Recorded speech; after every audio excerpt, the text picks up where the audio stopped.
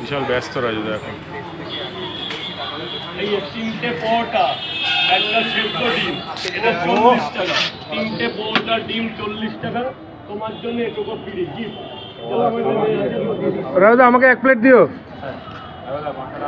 রাজুদা 1 plate দিও আমাকে। প্রচন্ড ব্যস্ত।